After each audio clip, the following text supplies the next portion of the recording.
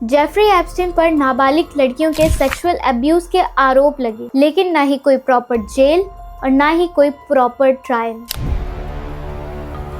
उसे मिला एक स्पेशल डील, सिर्फ 13 महीने की नाम मात्र की सजा, उसमें भी बाहर जाकर काम करने का मौका। मियामी हेराल्ड की रिपोर्टर जूली के ब्राउन ने जब पुराने केस को खंगालना शुरू किया तो उन्होंने हजारों कोर्ट डॉक्यूमेंट्स निकाले, 80 से ज्यादा पीड़िता सामने आए, विक्टिम से सीधे बात की।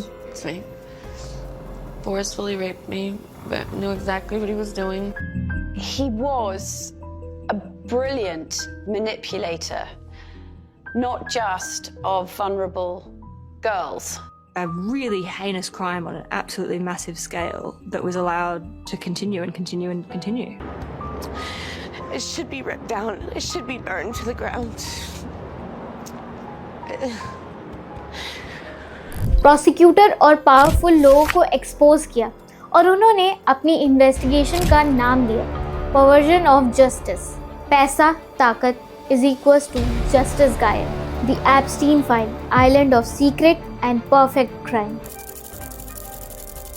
एक ऐसी दुनिया जहां कानून सिर्फ आम लोगों के लिए है और पावर में बैठे हुए लोगों के लिए एक अलग ही प्लेग्राउंड है, जहां दुनिया के सबसे बड़े प्रेसिडेंट, रॉयल्टी और बिलियनर्स जाते हैं, लेकिन लौट कर आते वक्त अपनी इंसानियत वहीं छोड़ आते हैं। So they make a hole in and they tie string around and then they put all around the body, but they're naked and they got this tattoo on the private with like little piercings.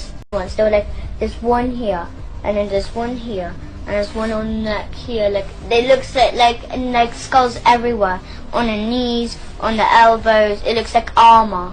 Secret rooms. They got secret rooms. Go on, tell me, how do I find the secret? So when you go in the secret rooms, because they hide it in. Jeffrey Epstein एक अरबपति financer था जिसका contact दुनिया के सबसे बड़े और ताकतवर लोगों से था। साल 2019 में जेल में मृत पाया गया, लेकिन उसकी ब्लैक बुक और क्लाइंट लिस्ट का रहस्य आज भी दुनिया को हिला रहा है। फरवरी 2026 की रीसेंट रिपोर्ट के according US department of justice ने 30 लाख से ज्यादा फाइल्स रिलीज की, जिसमें ढेरों ईमेल, फ्लाइट लॉग्स और सीक्रेट फोटोग्राफ्स भी शामिल हैं। इन रीसेंट डॉक्यूमेंट्स में कुछ चौंका देने वाले खुलासे भी हुए। हाल ही में एपी की रिपोर्ट के अकॉर्डिंग एफबीआई ने ये एक्सेप्ट किया कि उनके पास एप्स्टीन द्वारा बच्चियों के यौन शोषण के पुख्ता सबूत थे, लेकिन वो किसी इंटरनेशनल सेक्स रिंग के खिलाफ चार्ज लगाने के लिए पर्याप्त सबूत ही नहीं इकट्ठा कर पाए। कुछ अनवेरिफाइड क्लेम्स के अकॉर्डिंग बहुत से नाम इसलिए भी शामिल थे क्योंकि टिप लाइन पर लोगों ने उनके नाम लिए थे, जिसमें उन लोगों के नाम का कोई ठोस सबूत नहीं मिला, जैसे दलाई लामा का, और उन्होंने इन एलिगेशन से साफ इनकार कर दिया।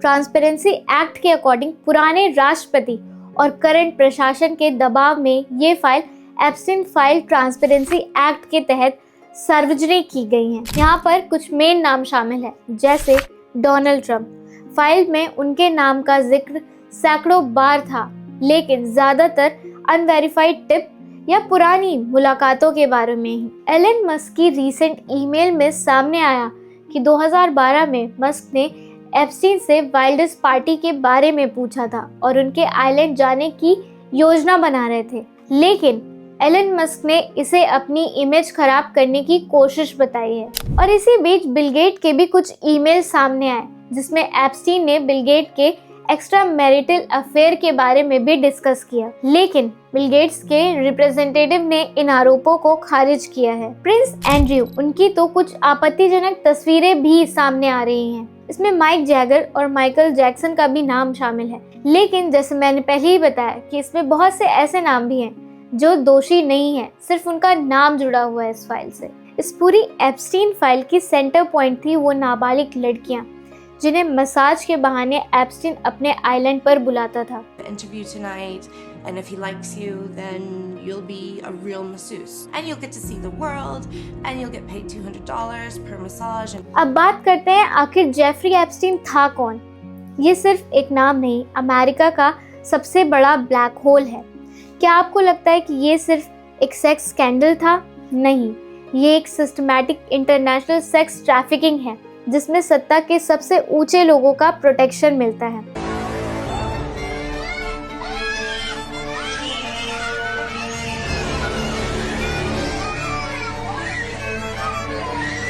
डोनाल्ड ट्रंप और जेफरी एप्स्टीन के बीच संबंध 80 और 90 के दशक में काफी गहरे थे। ट्रंप ने एक बार 2002 में न्यूयॉर्क मैगजीन के लिए एक इंटरव्यू दिया था। I have known Jeff for 15 years. Terrific guy. He is a lot to fun to be with.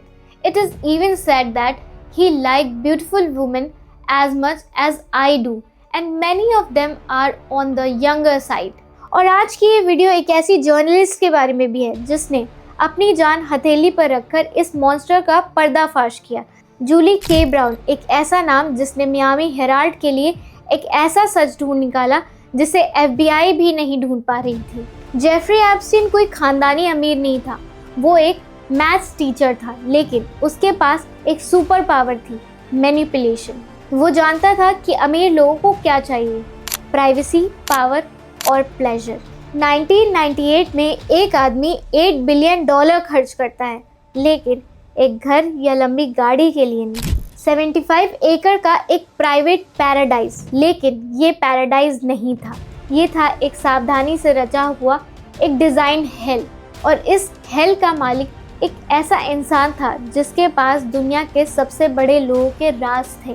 आज हम एक ऐसी जगह की बात करेंगे जहां पावर का सबसे काला रूप नजर आता है, जहां प्राइवेट जेट, लग्जरी याच और बिलियनर फ्रेंड्स सिर्फ एक धोखे का मगौटा है उन मासूम बच्चियों के लिए जिनकी उम्र 13 से 15 साल की है या उससे भी कम।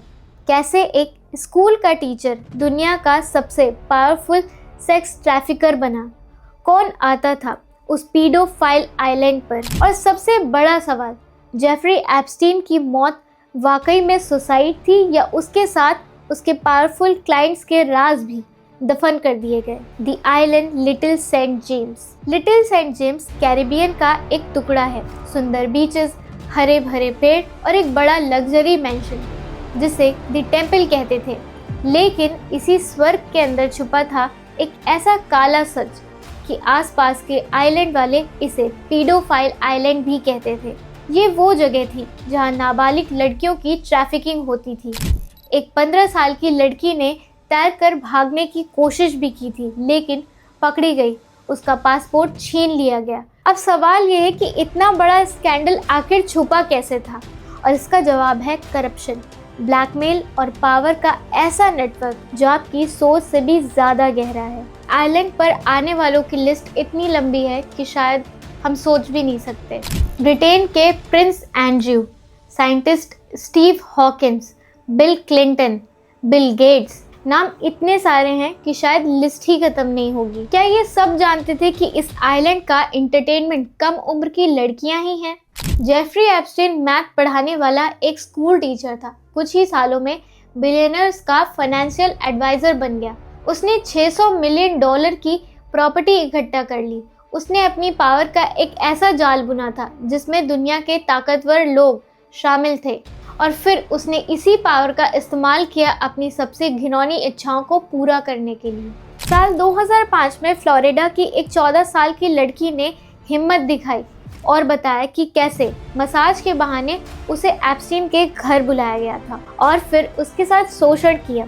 जब पुलिस ने जांच शुरू की तो पता चला कि ये एक पूरी तरीके से ऑर्गेनाइज्ड पिरामिड स्कीम है। हर लड़की को नई लड़की लाने के लिए एक्स्ट्रा पैसे मिलते थे। 35 पीड़ितों की पहचान हुई जिसमें से कई अनाथ थी, और इसमें सबसे दिल दहलाने वाली बात ये थी कि हर लड़की की कहानी एग्जैक्टली सेम थी। सबको मसाज के बहाने बुलाया गया था और ज़्यादातर विक्टिम 13 या 14 साल की लड़कियां थी या उससे भी कम। एप्स्टीन की इन पार्टियों में ह्यूमन मीट और बच्चों के मीट भी खाए जाते थे। 2006 में FBI के पास 53 पन्नों की एक रिपोर्ट थी।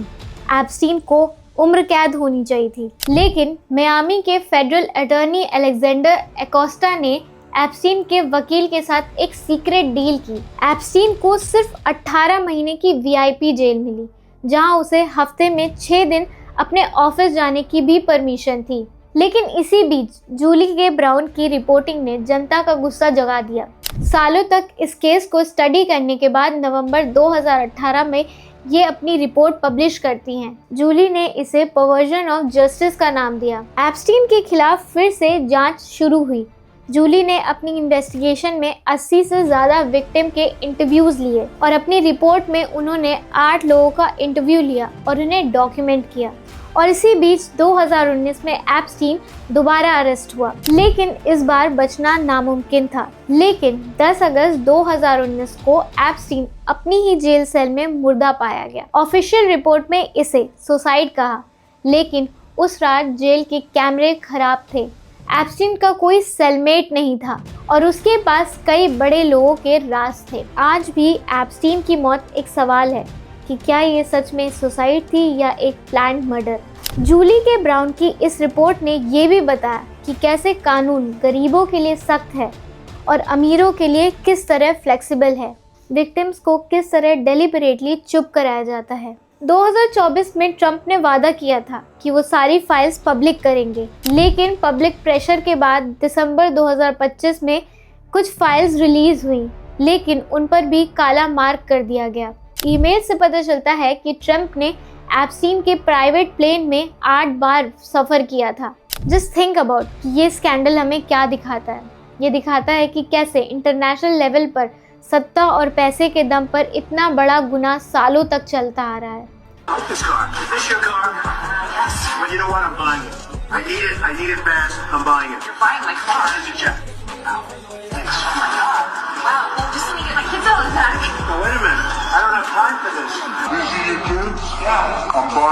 प्रिंस एंड्रयू से लेकर बड़े बड़े बिलियनर्स तक कितने ही नाम इस गंदगी से जुड़े हुए हैं।